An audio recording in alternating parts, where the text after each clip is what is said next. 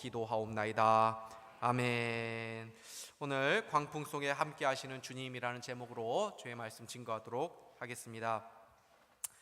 작년에 그 김혜수 주연의 드라마가 있었는데 이제 슈룹이다라는 그런 드라마가 있었습니다. 저는 뭐 드라마를 잘 보지 않기 때문에 이 드라마의 하이라이트만 어떻게 우연히 제가 이제 본 적이 있었습니다. 그래서 뭐 사실은 이 하이라이트가 오래전에 봤기 때문에 이게 설명을 드리려고 하는데, 제 드라마도 사실 본 게 아니고 그 하이라이트도 감감하기 때문에 사실 설명이 좀 정확하지 않을 수 있습니다. 그러니까 양해해 주십시오. 혹시 들으시면서 목사님 그거 아닌데요 이러지 마시고, 제가 그냥 기억을 더듬어서 하는 거니까 뭐 그게 중요한 건 아니지 않습니까? 그래서 너무 신경 쓰지 마시고 그냥 들어만 주십시오. 그래서 그 하이라이트의 내용이 뭐냐 하면은 이제 그 어떤 그 남자 그 양반이 어떤 억울한 그 어떤 여자 종을 굉장히 막 크게 혼을 내는 그런 장면이었던 걸로 기억이 됩니다. 근데 그때 우연히 이제 김혜수가 이제 중전마마 역할을 했었는데, 이 우연히 이 중전마마 이 김혜수가 그 옷을 중전마마 옷을 입지 않고 평상복을 입고 이제 지나가고 있었는데 그 장면을 보게 된 것입니다. 그래서 아마 멍석말이를 했던가요 가지고 저희 그 여종을 이제 때리려고 하는 그런 결정적인 순간에 이 김혜수가 딱 등장을 해가지고 그 아주 나쁜 그 양반을 이 뺨을 딱 때린 것입니다. 그러니까 사람들이 보면서 아주 시원했겠죠, 마음이. 이 뺨을 맞은 양반은 평상복을 입고 있는 여인한테 맞은 거니까 갑자기 황당하기도 하고, 이 여자가 왜 갑자기 누군데 날 때리나 하면서 화가 나기도 하고, 그러니까 뭐 얘기한 것입니다. 이 여자를 당장 쳐라. 아주 순화해서 제가 얘기하니까 와닿지 않으시죠? 원래 여자가 아닙니다. 그래서 이 여자를 누구냐 하면서 당장 쳐라 이러는데, 그 순간에 이제 멀리서 이 중전마마를 알아본 어떤 사람이 아이고 중전마마, 그러니까 다들 주변에서 어리둥절해하면서 그냥 땅에 납작 엎드리는 것입니다. 그리고 이 양반도 갑자기 이 상황이 무슨 상황이냐 하다가 이 양반도 그냥 납작 땅에 엎드리고, 이제 이 바로 앞에 있는 여자가 중전마마구나라는 것을 알고 부들부들 떨면서 제가 죽을 죄를 졌습니다 막 그렇게 말을 하는 것을 제가 본 적이 있었습니다. 여러분 보십시오. 이 남자가 김혜수가 누구인지 모르고 있었을 때는 어떻게 되어 있습니까? 이 사람 말대로 죽을 죄를 지으면서도 그 죄가 무엇인지도 모르고 무례하게 이 여자한테, 이 중전마마한테 행한 것이죠. 그런데 김혜수가 보통 여인이 아니라 중전마마라는 것을 안 순간 자신이 얼마나 해서는 안 될 행동을 하게 되었는가, 자신이 얼마나 큰 죄를 지었는지를 비로소 깨닫게 된 것 아닙니까? 그 대상에 대해서 정확하게 인식을 해야 그 대상에 걸맞는 합당한 예의가 나타나는 법이지요. 신앙생활도 마찬가지라는 것입니다. 우리가 섬기는 하나님을 우리가 어떤 분으로 아느냐, 그리고 얼마나 아느냐에 따라서 이 신앙생활이 좌우되는 것입니다. 신앙생활의 모든 부분은 하나님을 얼마나 바르게 또 깊이 아느냐에 따라 달라진다는 것입니다. 예배도 마찬가지입니다. 우리가 세계에서 최고의 예배를 하나님 앞에 올려드리고 싶다라는 그 표를 가지고 그것을 향해 나아가고 있지만, 하나님 앞에 정말 최고의 예배를 드리려면 어떻게 해야 됩니까? 하나님을 바르게 알 뿐만 아니라 그 하나님을 더 깊이 더 풍성하게 알아갈 때 우리는 그분의 합당한 예배를 올려드릴 수 있다라는 것입니다. 그러므로 하나님께서 우리에게 가장 원하시는 것은 다른 것이 아닙니다. 뭐 이렇게 섬겨라, 저런 섬김을 해라, 이런 것을 하나님께서 요구하시는 것이 아니라 그 이전에 하나님을 우리가 바르게 알기를 원하신다라는 것입니다. 오늘 본문에서 예수님께서 제자들에게 지금 알려주고자 하시는 것도 바로 이것입니다. 너희들과 함께하고 있는 내가 누구인지를 너희들 바로 알으라는 것입니다. 제자들이 알아야 하는 예수님은 어떤 분입니까? 어떤 단순히 기적을 행하는 그런 능력자 또는 뛰어난 지혜가 있으신 랍비, 어떤 선생님, 사람들의 배고픔과 문제와 고통을 해결해 주시는 그런 정도의 인물이 아니라 창조주 하나님이시오, 만왕의 왕이라는 것을 알아라는 것입니다. 이것을 모르면 늘 예수님을 자기가 원하는 것을 이루어 주시는, 자기의 소원을 이루어 주시는 램프의 진이처럼 생각하기 쉬운 것이죠. 예수님 당시 많은 사람들이 예수님을 단지 그런 분으로만 알았습니다. 예수님의 제자들도 단지 그런 정도로만 알았던 상황이었습니다. 우리 역시도 마찬가지입니다. 예수를 믿고 섬긴다고 하면서도 예수를 왕으로 내 삶의 주인으로 섬기는 것이 아니라 여전히 내 삶의 주인이 내가 되어서 내가 그 주인 노릇하면서 내가 필요한 것만 제공해 주길 바라고, 내가 문제가 있을 때, 어떤 고난을 만났을 때, 어떻게 해결해야 될 부분이 있을 때 하나님께서 옆에서 좀 도와주시는 분 정도만 생각하기 쉽다라는 것입니다. 이것은 우리가 자기중심적이고 자기 이기적인 그런 죄성을 가진 죄인들이기 때문에 그렇습니다. 운전하는 것만 봐도 그렇지 않습니까? 우리가 때로 이렇게 차에 끼어들려고 할 때에 뒷차가 막 양보해 주지 않고 막 더 속력을 내 가지고 막 자리 막 그거를 좁히고 들어오면은 아이고 좀 자리 좀 양보해 주지, 이렇게 사람이 속이 좁나 하는 마음이 들 때가 있죠. 근데 우리가 운전하는데 누가 끼어들려고 하면 얄밉게 느껴지지 않습니까? 그게 우리가 자기중심적으로 모든 것들을 해석하는 우리의 그런 이기적인 모습들이 있다라는 것입니다.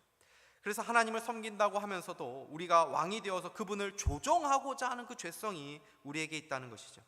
그렇기 때문에 예수님은 때로 우리를 고난 가운데 몰아가게 하십니다.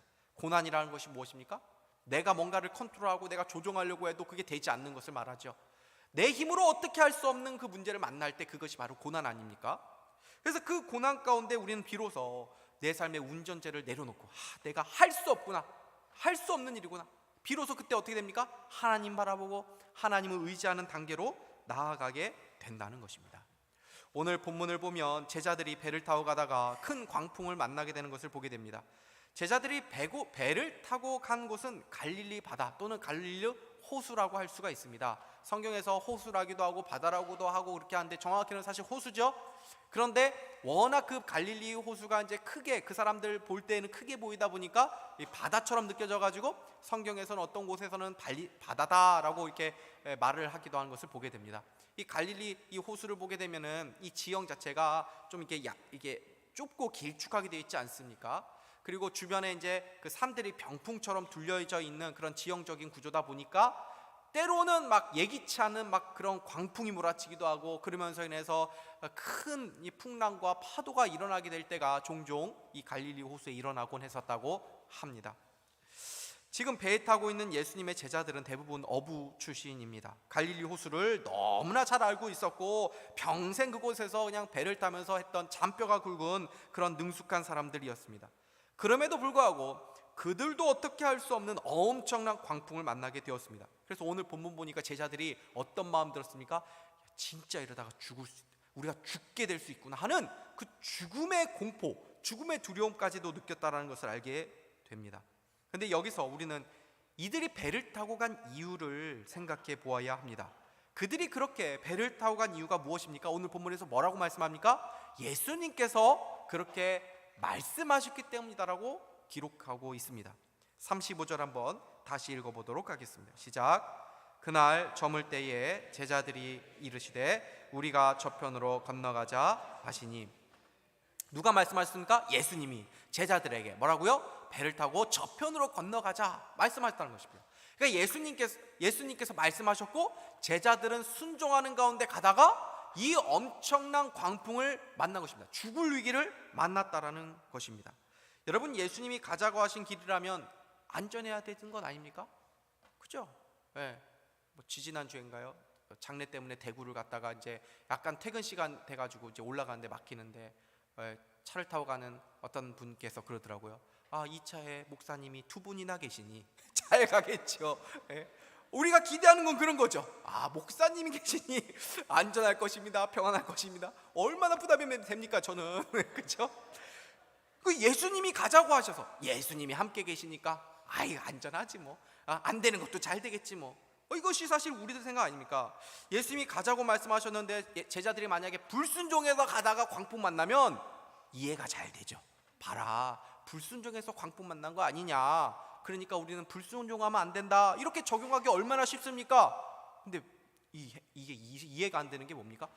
예수님이 가자고 하셔가지고 내가 순종해서 갔는데 왜 광풍을 만납니까? 이거 아닙니까? 우리의 삶도 그런 삶이죠. 신앙생활 제대로 한번 해보자고 해가지고 이제 교회를 이제 등록을 딱 하고 마음을 딱 굳게 먹었습니다. 그러다 마다 자꾸 내 삶 가운데 왜 이런 문제가, 평안하다 갑자기 왜 문제가 생기지? 그죠? 헌금 생활 내가 제대로 한번 해보겠다 했더니만 그냥 경제적인 위기가 그때부터 막 일어나기로 하는 것입니다. 내가 봉사 한번 잘해봐야겠지 하고 해가지고 했는데 봉사하려고 마음먹고 이렇게 했더니만 봉사하기 힘든 상황이 자꾸 일어나게 될 때에 그때 이게 뭡니까? 내가 제대로 해보려고 하는데 왜 자꾸 안 생긴 이런 어려움들이 내 삶 가운데 더 생기게 됩니까? 그러니까 그렇게 우리는 자연스러운 질문을 하게 된다는 것입니다. 우리가 왜 이런 질문합니까? 우리 생각 가운데 예수님이 함께 계신다면, 내가 말씀에 순종을 한다면 내 삶 가운데, 내 가정 가운데, 내 어떤 일 가운데 광풍이 불지 말아야 되고 오히려 좋은 일이 생겨야 된다라는 그런 생각이 있기 때문에 그렇습니다. 그러나 성경은 오히려 예수님이 함께 하시는 삶, 또 말씀에 순종하는 삶에도 광풍을 얼마든지 경험할 수 있다라고 말씀하고 있습니다. 고난이 계속 있다고 해서 예수님이 함께 하지 않는 삶도 아니고 예수님께서 우리를 돌보지 않는 것도 아니다라고 말씀하는 것이죠. 대표적인 예가 이제 요셉 이야기 이제 앞으로 하게 될 텐데, 그때 우리가 더 자세히 살펴보겠지만 요셉 이야기의 중요한 주제가 뭐냐면은 형통이 뭐냐, 또 하나님의 섭리가 뭐냐, 신자의 삶이란 무엇이냐 하는 것입니다. 고난에 대한 성경의 관점을 보여주는 것이죠. 성경은 여러 차례에 걸쳐서 하나님께서 요셉과 함께 하셨다라고 말하고 그로 인해서 요셉이 형통한 삶이다 라고 그렇게 말합니다. 그런데 성경에서 요셉을 형통한 삶이라고 말할 때에 그 삶이 어땠습니까? 고난의 연속이었습니다. 한번 찾아오는 고난 정도가 아니었습니다. 정신없이 휘몰아치는 광풍과 같은 그런 삶 가운데 요셉이 던져졌다는 것을 우리가 알고 있지 않습니까?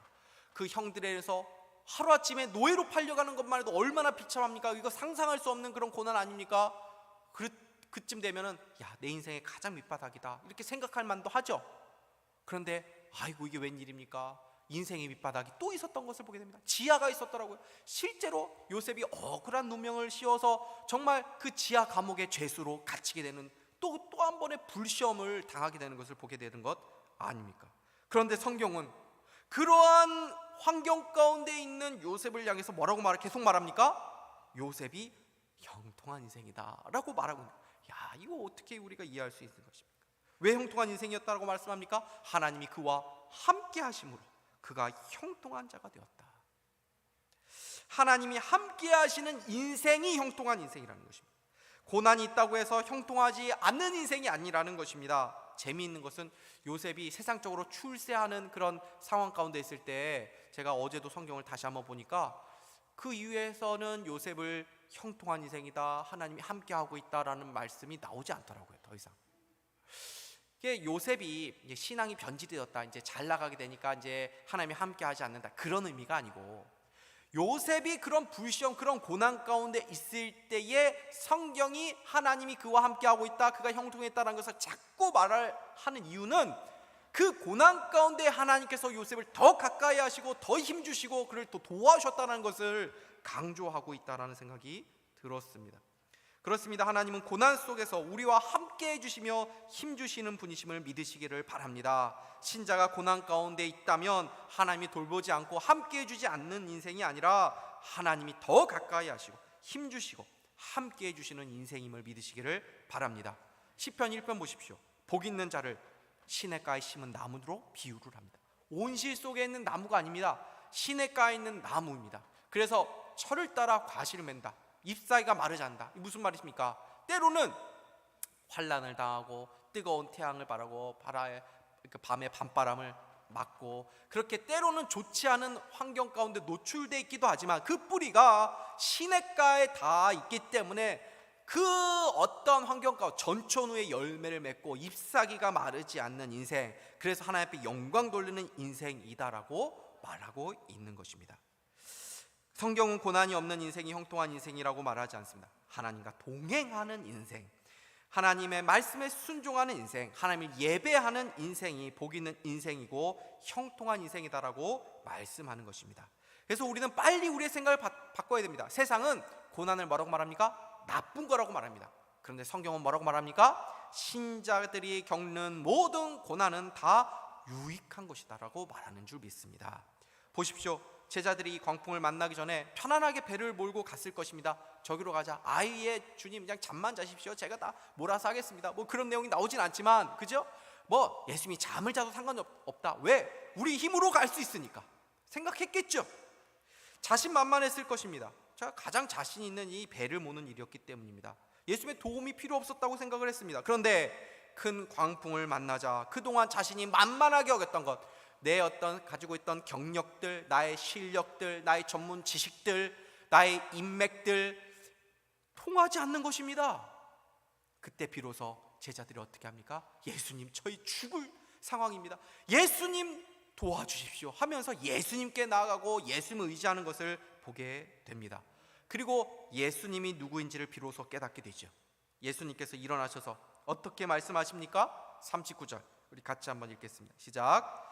예수께서 깨어 바람을 꾸짖으시며 바다더러 이르시되 잠잠하라 고요하라 하시니 바람이 그치고 아주 잔잔하여. 예수님께서 이 바람과 광풍을 잠잠케 하신 이 비결이 무엇입니까? 어떤 방식으로 그렇게 행하신 것입니까? 말씀으로 하셨죠. 더 정확히 말하면 꾸짖으셨다라고 되어 있습니다.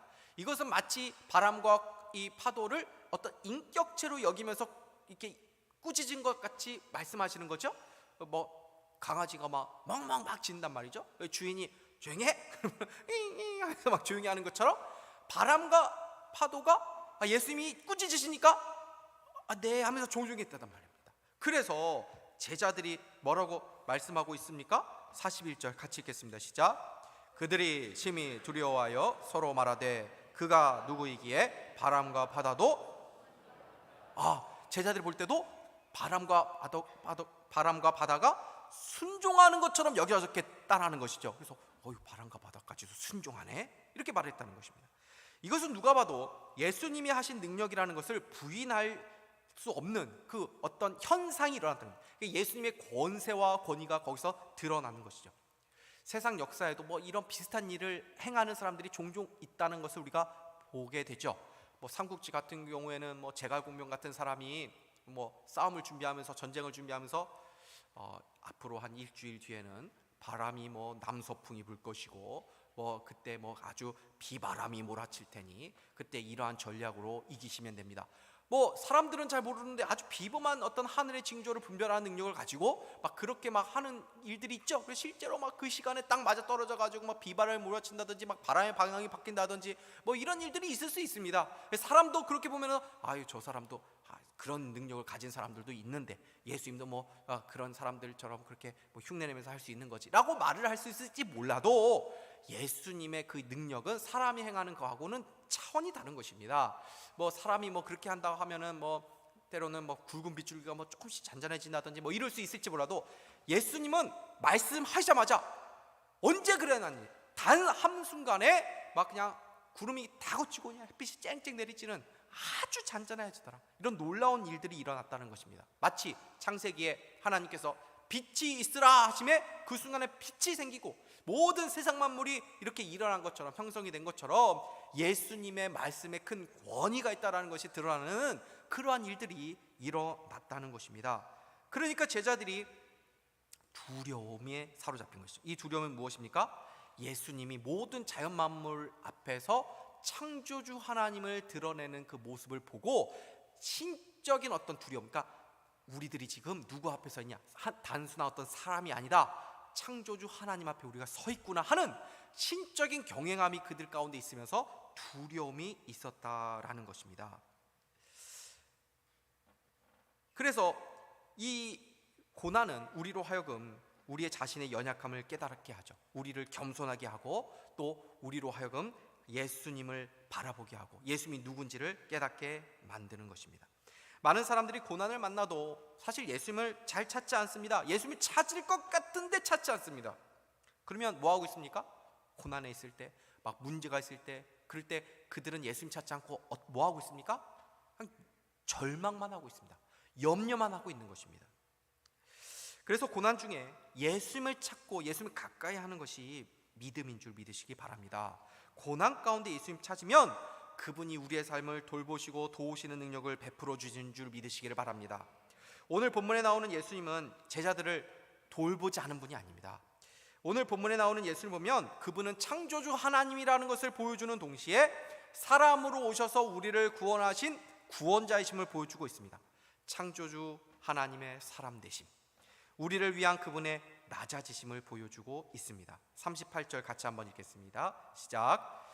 예수께서는 고물에서 베개를 베고 주무시더니 제자들이 깨우며 이르시되 선생님이여 우리가 죽게 된 것을 돌보지 아니하시나이까 하니. 여러분, 이분을 보면서 어떤 의문이 드십니까? 배에 막 물이 막 가득 들어와 있고 막 광풍에서 이 작은 배가 막 엄청나게 흔들리고 있는데 예수님이 이러한 상황에서 어떻게 주무실 수 있는가 하는 생각이 들지요. 그러나 예수님은 정말 피곤에 지쳐서 주무신 것입니다.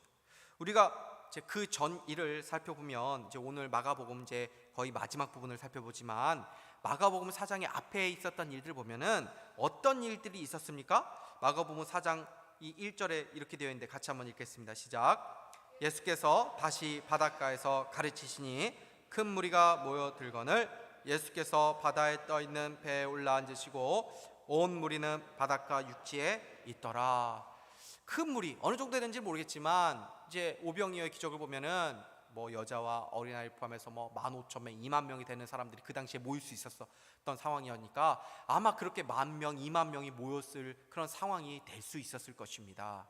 여러분 보십시오. 지금 뭐 얼마 되지 않는 뭐 200명, 300명 되는 분들이 모여 계신 자리에서도 제가 잘 보이기 위해서 이렇게 단에 올라가 가지고 마이크에서 이렇게 말씀을 드리고 설교를 해야지만 그 당시에 무슨 이게 음향 시스템이 있었겠습니까? 예수님이 10,000명에 둘러싸여 가지고 보이겠습니까? 그러니까 육성으로 하셨을 거 아닙니까? 그리고 그 전에 보면은 이 마가복음 4장에서 예수님의 설교가 얼마나 많이 나오냐면은 한 4가지의 비유가 나오거든요. 성경에는 뭐 그 다 기록할 수 없으니까 짧게 핵심만 기록했겠죠.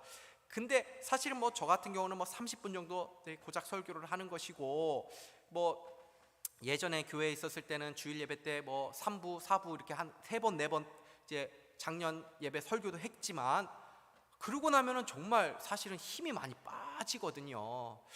그럼에도 불구하고 이게 저도 그거 가지고도 힘들어서 그러는데 예수님은 막 10,000명 되는 육성으로 막 하루 종일, 그죠? 오늘 보면 35절 보면 그날 저물 때라고 했으니까 하루 종일 거의 뭐 설교하고 많은 사람들에게 그렇게 치여가지고 이렇게 했을 것 같습니다. 그래서 이제 뭐 육성으로 하니까 잘 안 들릴 수 있으니까 거리를 두어야 되겠죠. 사람들이 이제 예수 못 볼 수 있으니까. 그러니까 바닷가에 약간 이제 배를 띄워가지고 사람들은 묻혀 있고, 그래서 바닷가에서 묻을 향해서, 그리고 이제 당시 팔레스타인 지형에는 햇빛이 강하게 비추는 때니까 땅이 더 뜨겁고, 그죠? 그리고 이제 바다는 좀 열기가 좀 적으니까 바다에서부터 땅으로 이제 해풍이 이제 불었던 것 같은데, 그런 원리를 이용해서 예수님께서 이렇게 말씀을 하셨던 것 같습니다. 그럼에도 불구하고 얼마나 힘든 그런 스케줄을 소화해 내셨습니까? 그리고 이제 다른 말씀을 보면은 이러한 동일한 날에 예수님께서 베드로의 장모를 또 고친 사건이 나오거든요. 그러니까 치유의 사역도 하시고 많은 사람들에 둘러싸여서 치이시고 설교도 하루 종일 감당하시고, 그러니까 뭐 사실은 잠이 드신 것이 아니라 그냥 거의 골아떨어지신 것이 아닌가 하는 그런 생각이 드는 것입니다. 이것이 바로 예수님께서 이 땅에 사셨던 모습이라는 것이죠. 사랑하는 성도 여러분, 예수님께서 왜 이렇게 사신 것입니까? 왜 이렇게 치열하게 한 시간도 하루도 허투루 보내지 않으시고 왜 이렇게 사신 것입니까? 바로 우리들을 구원하시기 위하여 그렇게 치열하고 또 고단한 삶을 사셨다고 성경이 말씀하는 것입니다. 지금 예수님은 광풍을 꾸짖으시면서 잠재우시고 계십니다. 그러나 나중에 마가복음의 어떤 끝을 가보면은 그 창조주 하나님이시고 광풍을 잠재우셨던 그 예수님이 십자가에 달려 죽으시는 것을 보게 됩니다. 이 지점에서 제자들을 비롯한 많은 사람들이 의문을 갖게 되죠. 멍해지는 것입니다. 아니, 그 하나님께서 그렇게 놀라운 이적을 행하시고 그 능력이 있으신 그분께서 왜 십자가에 달려서 왜 이렇게 무기력한 모습으로 죽으신 것인가 하는 이 질문에 대해서 그 사람들이 도저히 답을 찾을 수가 없었던 것입니다. 우리가 성경을 가지고 있어서 알지만 사실은 우리가 성경이 없었던 그 당시의 사람이었다면 우리도 역시 그러한 질문 가운데 있었을 것입니다. 그러나 우리는 성경 속에서 그 답을 알고 있죠. 우리의 모든 고난, 육체적인 고난, 경제적인 고난, 관계적인 고난, 심지어 죽음까지도 사실 어디에서부터 온 것입니까? 이것이 왜 온 것입니까? 그 원인이 무엇입니까? 아담과 하와의 타락으로 인해서 그 죄인된 인류 가운데 온 죄의 결과들 아닙니까? 그래서 이 궁극적이고 가장 근원적인 광풍을 잠재우시기 위해서 그분이 친히 십자가에 자신의 삶을 던지신 것입니다. 여러분, 이분이 우리가 믿고 섬기고 있는 그리스도라고 한다면 우리의 삶에 일어나고 있는 이런 고난들을 우리가 만난다고 해도 그 예수님 믿을 수 있지 않습니까? 예수님은 제자들과 따로 계신 것이 아니죠. 광풍 속에 제자들과 함께 계셨습니다. 예수님은 지금 우리의 배 가운데도 함께 계시는 줄 믿으시기 바랍니다. 광풍 속에도 우리와 함께 하십니다. 그래서 그분이 우리에게 요구하시는 것이 무엇입니까? 믿음이죠. 40절 우리 같이 한번 읽겠습니다. 시작. 이에 제자들에게 이르시되, 같이 읽겠습니다. 시작. 이에 제자들에게 이르시되 어찌하여 이렇게 무서워하느냐? 너희가 어찌 믿음이 없느냐 하시니. 그러니까 무서워하느냐, 두려워하느냐, 그러면서 뭐라고 말씀하십니까? 너희들이 왜 믿음이 없냐? 그러니까 두려워하는 것과 믿음 없음을 같다라고 말씀을 하신 것입니다. 여러분 생각해 보십시오. 예수님이 그 배에 계시잖아요. 그러면 그 배가 침몰해 가지고 예수님과 제자들이 죽을 일이 생기겠습니까? 안 생기겠습니까? 모르십니까? 안 생기죠, 그죠? 예수님 십자가 질 때까지 죽으시면 안 되잖아요. 제자들, 예수님 안전한 것 아닙니까? 아무리 엄청난 광풍이 몰아쳐도 제자들 안전할 것입니다. 그죠? 그러면은 아무리 광풍 몰아쳐도 예수님 계시잖아, 우리가 죽을 일 있겠어? 우리도 같이 자자. 뭐 그것까지는 아니라고 할지라도 두려움을 가질 필요 없다. 그죠? 사랑하는 성도 여러분, 혹시 지금 광풍과 같은 고난을 만난 분 계십니까? 그 고난 속에서 우리 왕 대신 예수님께서 우리에게 요구하시는 것은 예수님에 대한 신뢰와 믿음을 가지고 두려워하지 않는 것입니다. 신자들은 결코 망하지 않습니다. 망하는 것처럼 보일지라도 결코 그것은 망하는 것이 아닙니다. 우리는 죽어도 부활의 영광을 누릴 사람들이기 때문입니다. 우리 주님께서 우리의 삶을 반드시 돌보시고 함께 하심을 믿으시기를 바랍니다. 고난은 우리로 하여금 주님을 더 알아가고 우리의 믿음을 더 단단하게 하고 우리를 보석과 같이 빛나게 하는 그런 도구가 되는 것입니다. 베드로전서 4장 12절에서 13절 우리 같이 한번 마지막으로 읽겠습니다. 시작. 사랑하는 자들아, 너희를 연단하려고 오는 불시험을 이상한 일 당하는 것 같이 이상히 여기지 말고 오히려 너희가 그리스도의 고난에 참여하는 것으로 즐거워하라. 이는 그의 영광을 나타내실 때에 너희로 즐거워하고 기뻐하게 하려 함이라. 아멘. 고난이 옵니까? 왜 이런 일이 생기지? 이상하게 여기지 말아라. 이상하게 여기지 말고 기뻐해라. 너희가 왜요? 그 고난을 통해서 연단받는 것이다. 주님이 광풍을 잠재우신 것처럼 반드시 우리의 광풍도 잠잠해질 날이 올 것입니다. 그 날이 언제인지 어떤 방식으로 해야 될지 알 수 없습니다. 그러나 확실한 것 하나가 있습니다. 그것이 무엇입니까? 우리의 인생은 반드시 해피엔딩으로 끝날 것이라는 사실입니다. 이 믿음 가지고 어떤 상황에서도 우리와 함께 하시는 예수님 믿고 그 예수님 바라보며 감사와 찬양으로 나아갈 수 있는 우리의 삶이 될 수 있기를 주님의 이름으로 축복합니다. 기도하겠습니다. 하나님 아버지 감사합니다. 고요한 삶뿐 아니라 광풍이 몰아치는 삶에서도 주님은 여전히 우리와 함께 하신다고 말씀하고 계십니다. 그 광풍이 결코 우리를 침몰시키지 못하고 오히려 그 광풍은 우리를 더 단단하고 보석과 같은 인생으로 만들어가는 복이 된다라고 약속해 주셨습니다. 주님 계시기에 우리가 온전히 안전하다라는 이 믿음 가지고 하나님께 영광 돌리며 주님을 기쁘시게 하는 믿음으로 살아갈 수 있는 저희 모두가 다 되게 하여 주시옵소서. 예수 그리스도의 이름으로 기도하옵나이다. 아멘.